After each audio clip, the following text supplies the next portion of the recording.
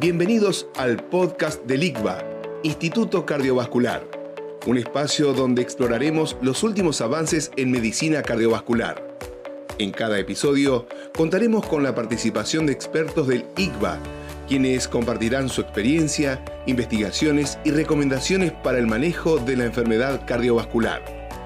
En estas series no solo buscamos transmitir conocimiento, sino generar un espacio de reflexión, debate y aprendizaje práctico.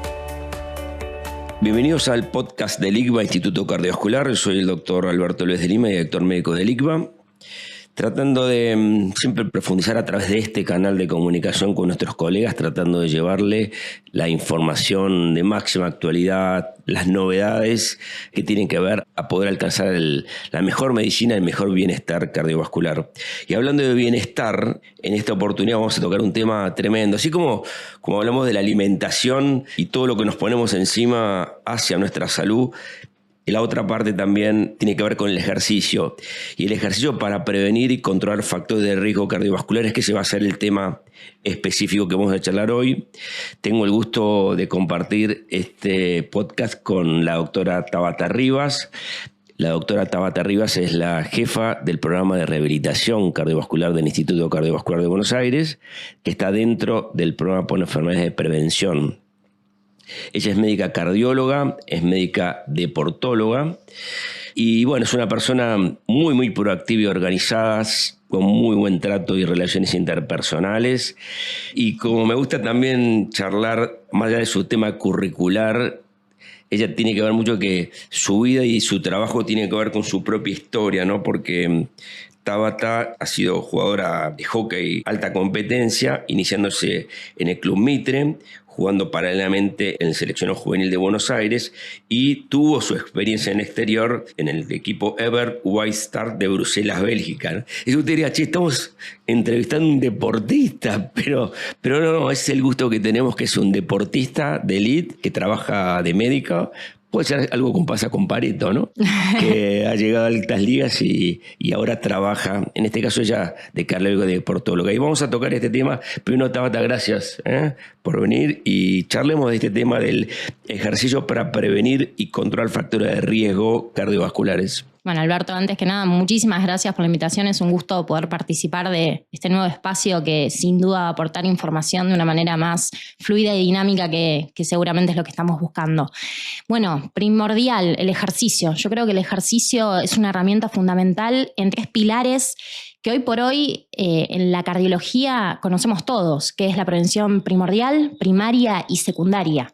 Acá me voy a meter un poquitito y te voy a hacer una pregunta un poco personal. Vos, Alberto, ¿cuánto me dirías que le dedicás en la semana de tiempo al ejercicio? Bueno, la primera cosa que me sale es poco. Bueno, y alterno. Algunas caminatas de 20, 30 minutos, por ahí 1 o 2 veces por semana, y suelo meter un poco de bicicleta. Yo vivo acá a unos 10 kilómetros y hago la ida sobre todo en bicicleta y la vuelta va en tren, pero como que seguramente haya otras oportunidades también para hacer actividad física, pero es un poco todo, unos, diríamos, 30, 40 minutos por semana de caminata y un par de viajes en bicicleta que serán cada uno de 40 minutos. Bueno, estamos bien, digamos. ¿Podemos mejorar? Sí, seguramente. Bueno, lo sabemos todos, es bien conocido que las guías internacionales nos hablan de que la indicación son estos 150 minutos semanales de actividad aeróbica, sumados, que eso quizás es lo que estaría faltando acá, a 2 estímulos semanales de fuerza muscular. Eso hoy por hoy, ya en el último tiempo, se sabe que es fundamental y van de la mano, es la pareja. La parte aeróbica y la fuerza muscular tienen que estar en la indicación de ejercicio de todos los pacientes. También ahí se vio que se puede optimizar también en cuestiones de tiempo, aumentar el ejercicio en cuanto a la intensidad y llevar a cabo unos 75 minutos semanales de actividad aeróbica, también con muy buenos resultados. Ahora, sin embargo, vos sabés que el 44.2% de los adultos en la Argentina no cumplen con estas recomendaciones, ya sea por sociedades nacionales como internacionales. Entonces, estamos frente a una situación que ya partimos un poco mal. ¿Por qué? Porque algo tan sencillo de realizar como puede ser el ejercicio y que conocemos todos los beneficios a nivel cardiovascular que nos trae, no lo estamos pudiendo cumplir. Va de la mano un poco lo que comentaba Foster, ¿no? Que desde el año 2011 la mortalidad cardiovascular no para de subir a pesar de la tecnología, inteligencia artificial, nuevos medicamentos. Exacto, bueno, justamente citando un poquito al doctor Fuster, él con uno de los estudios que siguió, que era el Family, él ha demostrado que la prevención primordial está siendo uno de los pilares que tenemos que ajustar, y es donde uno tiene que poner un poquito más el ojo. Modificación de los estilos de vida ya desde edades tempranas. Entonces, creo que tenemos que tomar conciencia como profesionales de la salud de que de la misma manera que no se nos olvida indicarle un IECA, no se olvida quizás indicar una aspirina o una estatina, en el consultorio tenemos y debemos indicar el ejercicio. Ahora, ¿cómo? Que es ahí donde quizás... Te interrumpo un poco la línea y digamos, hablaste de prevención primordial y primaria. ¿Tenías a trazar un punto de corte? Sí, exacto. La prevención primordial es justamente una población sana que todavía no tiene por ahí, la aparición de estos factores de riesgo, ya sea la hipertensión, la obesidad, la dislipemia, la diabetes. Es población sana, pero que quizás no cumple con las medidas necesarias para justamente prevenir la aparición de estos factores de riesgo que sabemos que a posterior nos van a traer posiblemente desarrollo de enfermedades cardiovasculares. Sí, porque ayer me hizo un eco de vaso de cuello y tengo una placa. Y no soy hipertenso, no soy diabético, no tengo factor de riesgo. ¿De qué lado de la...? Y bueno, ya estaríamos hablando de que tenemos que ir a una prevención primaria. Ah, ok. Eso es terminante. Exacto. Perfecto. Bueno, gracias. Eso es claro en cuanto a que, bueno, seguramente para aquellos que no tienen nada, son realmente no tener nada, inclusive ningún estudio que documente. Y para eso es primordial, entonces... Bueno, ahí es donde yo te diría, bueno, Alberto, yo cumplo con lo indicado por las guías. Sí, hago en realidad 300 minutos semanales de actividad aeróbica y le sumo 2 clases de funcional de fuerza muscular por semana. ¿Vos me dirías que yo soy alguien que es sedentario? No. Bueno, ahí es otra cosa súper importante. Uno puede ser activo físicamente, cumplir con los requerimientos, pero ser una persona sedentaria. ¿Por qué? Porque pasamos mucho tiempo quizás con pantalla, ya sea trabajando, estudiando, quizás, entretenimiento. Y lo que se vio es que el sedentarismo está haciendo algo que tenemos que, más allá de intervenir con la indicación del ejercicio, también intervenir con la indicación de las pausas activas. Lo que se vio que por cada hora que en el día nosotros incrementamos, o sea, este sedentarismo, pasamos sentados, estudiando, trabajando, aumenta la incidencia de eventos cardiovasculares, ya sea infarto, fatal o no fatal, en 1.06% por cada hora que nosotros pasamos sentados. Entonces... ¿Cómo dijiste la palabra de pasivo-activo? ¿Cómo era la...? Pausas activas. Que puede ser, estamos trabajando, estudiando, de hecho... Bueno, uno está haciendo un podcast un determinado tiempo, interrumpir dentro de esa hora que uno puede estar sentado, pararse, dar una vuelta. Ya el simple hecho de estar parado en bipedestación, activamos fibras musculares tipo 1, que esas fibras son fibras lentas que necesitan de ácidos grasos para su funcionamiento. Eso nos lleva a una descomposición de triglicéridos que podemos tener circulantes. O sea, vos fíjate que el simple hecho de estar parado ya nos está activando y está generando un consumo metabólico que nos ayuda a mejorar nuestra condición. Combate también el shear estrés. O sea, mejorando una función endotelial. Algo tan sencillo como decir, estoy parado. De hecho, en determinados trabajos se está implementando que las computadoras estén en escritorios elevados para que las personas, en lugar de trabajar sentadas, trabajen en determinados momentos paradas. O sea que hace unos años fui a Clínica Mayo y tenían hasta cintas de caminar. Informaban los ecos sobre cintas de caminata, ¿no? Parecía muy... O no había sillas... Como vos decís bien, el hecho de estar parados. Que todas estas recomendaciones es bueno para nosotros los profesionales de salud y obviamente todo para transmitirle a nuestros pacientes. Son intervenciones mínimas que nos pueden cambiar, como lo vemos, o sea, incidencia de aparición de eventos cardiovasculares. Y ya no nos tenemos que ir a decir, bueno, hagamos la hora entera en cinta, en una intensidad vigorosa, llevemos algo tan mínimo como decir, disminuir las horas de sedentarismo que tenemos, que hoy por las condiciones en las que vivimos, son bastante elevadas. Interesante este concepto de las pausas activas que nos trae Tabata. Y en prevención primaria... Bueno, prevención primaria. Acá es importante porque yo te voy a poner, por ejemplo, un ejemplo. Paciente que ingresa al consultorio, que sabemos que tiene un grado de obesidad, a su vez nos comenta que es hipertenso y que lo está estudiando un clínico, le mandó a un laboratorio pues está dudando a ver si quizás está ya en condición de diabetes. O sea, se nos prenden todas las alarmas. ¿Por qué? Nosotros sabemos que la obesidad presenta una inflamación crónica, hay unos reactantes de fase aguda que están dando vueltas y que eso empieza a generar toda una cascada de eventos posteriores bien conocidos, hoy por hoy por los fármacos que están intentando combatir esta gran pandemia que es la obesidad. Y bueno, ahí es donde se nos empieza, a mí por lo menos, más allá de la terapéutica farmacológica que ese paciente puede requerir, decir yo desde el ejercicio, ¿cómo lo puedo ayudar? Es bien conocido que el tema de cumplir las normativas de un ejercicio moderado disminuye tanto la presión arterial sistólica como la presión arterial diastólica. O sea, tenemos más o menos un 7%, 7 milímetros de mercurio, la disminución en la sistólica y un 5% se ve en la diastólica, con la indicación, obviamente, de un ejercicio programado, sostenido en el tiempo. Esto no va a ser de un momento al otro, eso también hay que motivarlos a los pacientes, porque no es que de un mes al siguiente vamos a lograr estos cambios. ¿Cuánto vas a empezar a tener algún impacto? A ver, se ven los seguimientos a 12 meses según los estudios publicados que ya hay impacto en cuanto a estos resultados. Y ni hablar del último tiempo, que ya no es el último tiempo, sino en los últimos años, la incorporación de la definición de HIIT, que es el entrenamiento de alta intensidad intervalado. Normalmente en el ejercicio tenemos dos maneras principales, entre otras, pero bueno, de indicarle a las personas cómo hacer el ejercicio, que es mediante un ejercicio continuo, que normalmente se lleva a cabo de moderada intensidad, en donde el paciente cumple un determinado tiempo, pero a una velocidad constante.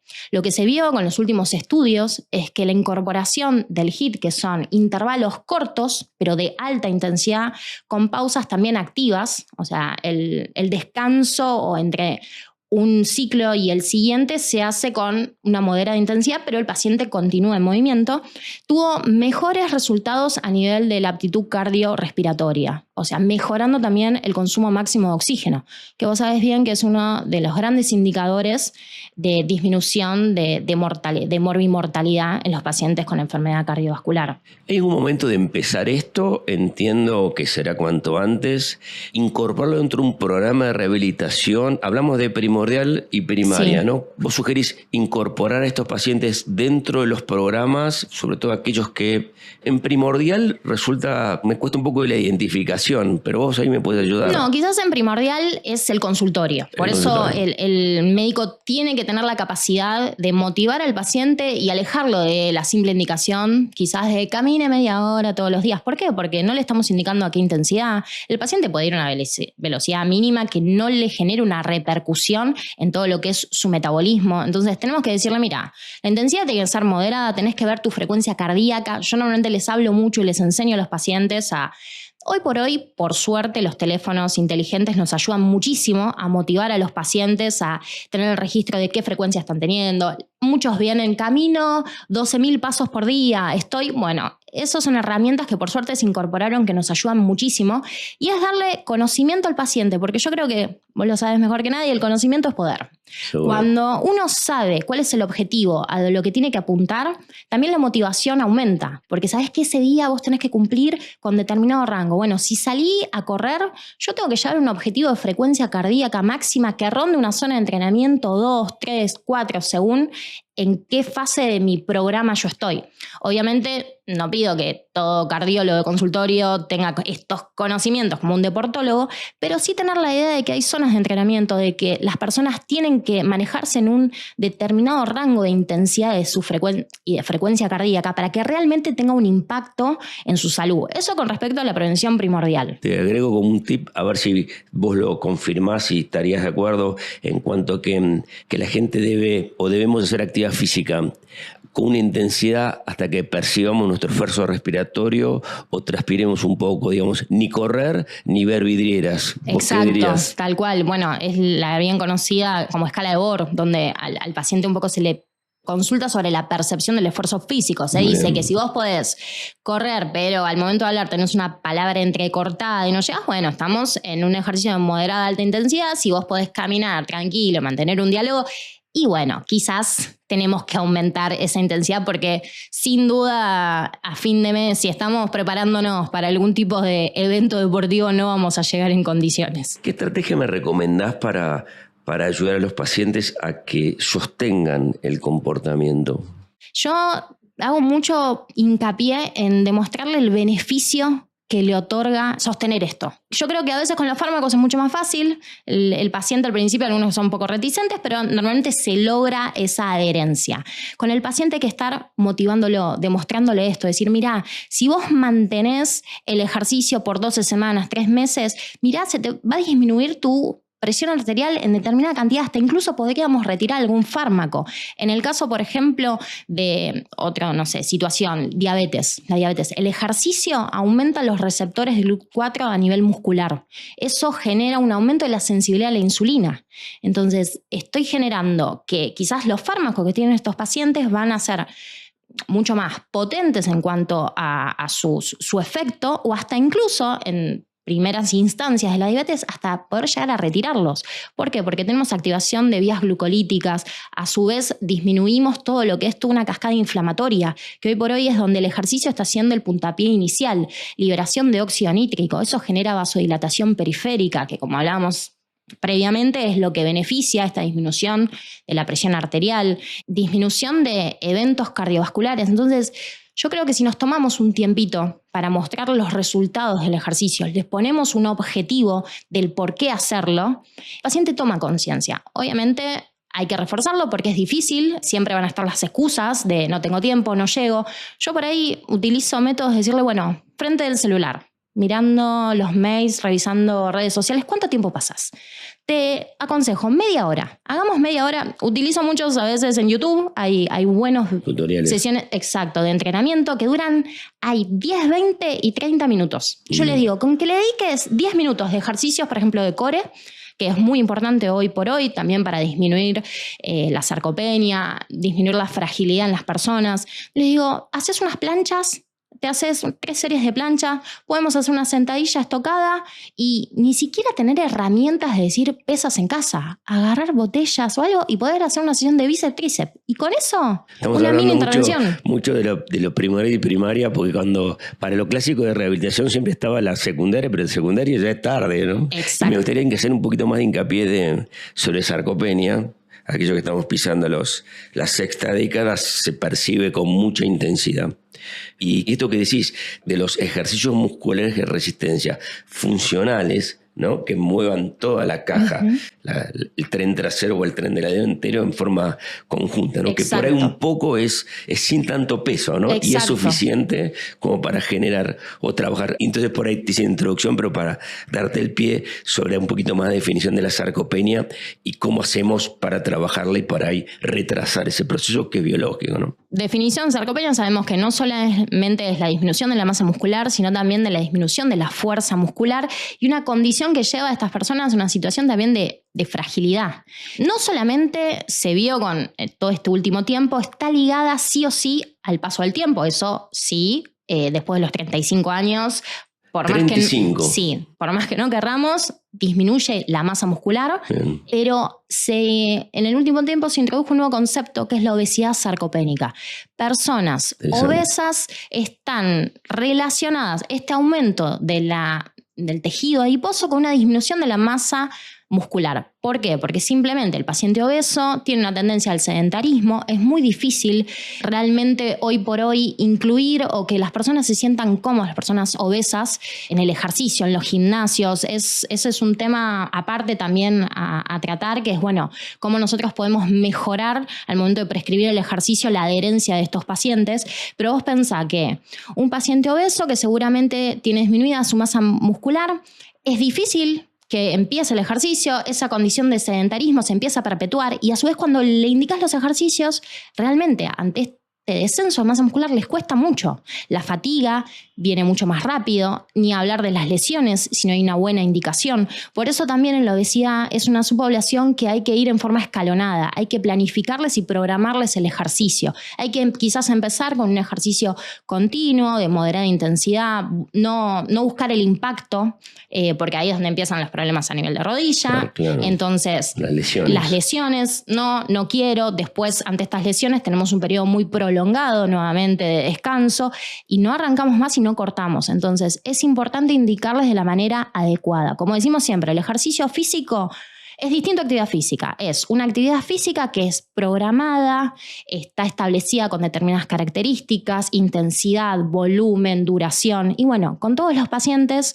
en este caso de subpoblaciones, tenemos que dirigir de forma específica cómo les indicamos el ejercicio. Hemos ocupado prácticamente nuestro tiempo en primordial y primaria, porque creo que es lo que importa, porque cuando va en secundaria, le vamos a dar un minutito ahora, por supuesto, a secundaria, pero secundaria es cuando querés la prevención ya después del infarto, ya llegaste tarde, ¿no? Exacto. Y acá sí, démosle un espacio a la prevención secundaria, independientemente que tenemos que trabajar. Hablaste de 35 años, ¿no? Que hay que empezar a trabajar en prevención. Así que bueno, a veces las cosas independientemente de eso suceden.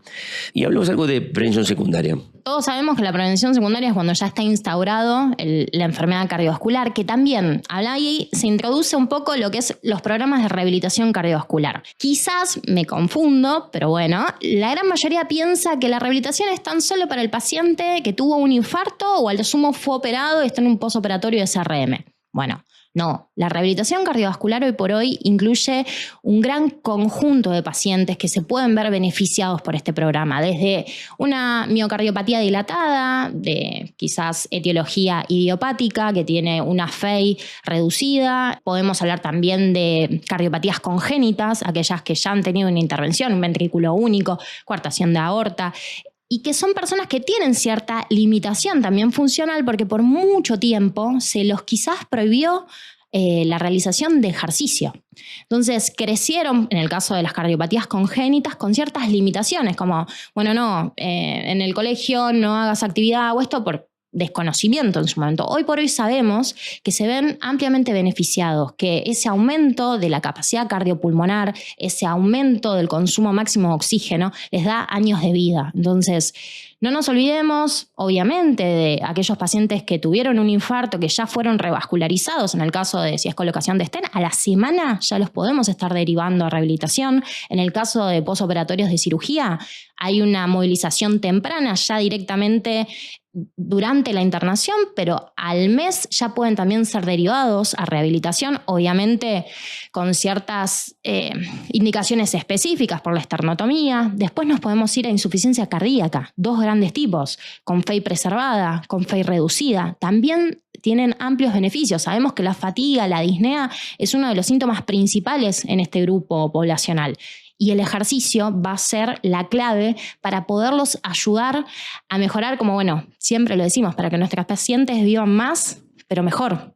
Lo que queremos es mejorarles su calidad de vida. Y realmente con los programas lo podemos hacer e incluir a muchas más personas que antes quizás no tenían esa indicación. Caso de miocardiopatía hipertrófica. ¿Quién iba a pensar que los íbamos a poner a hacer ejercicios de moderada o incluso un HIIT? Bueno, hoy por hoy hay mucha evidencia que nos dice que no solo se puede, sino que aporta más beneficios en estos pacientes. Hemos transitado, ¿no?, desde la prevención primordial, primaria y secundaria, y hay un poco también el tiempo de estos programas también se imponen. Así que agradecerte mucho, Tabata, por estar acá con nosotros y muy interesante toda tu presentación. Bueno, muchísimas gracias por la invitación una vez más, Alberto. Gracias por acompañarnos durante esta edición. No olviden suscribirse a nuestro canal. Nos vemos el próximo episodio.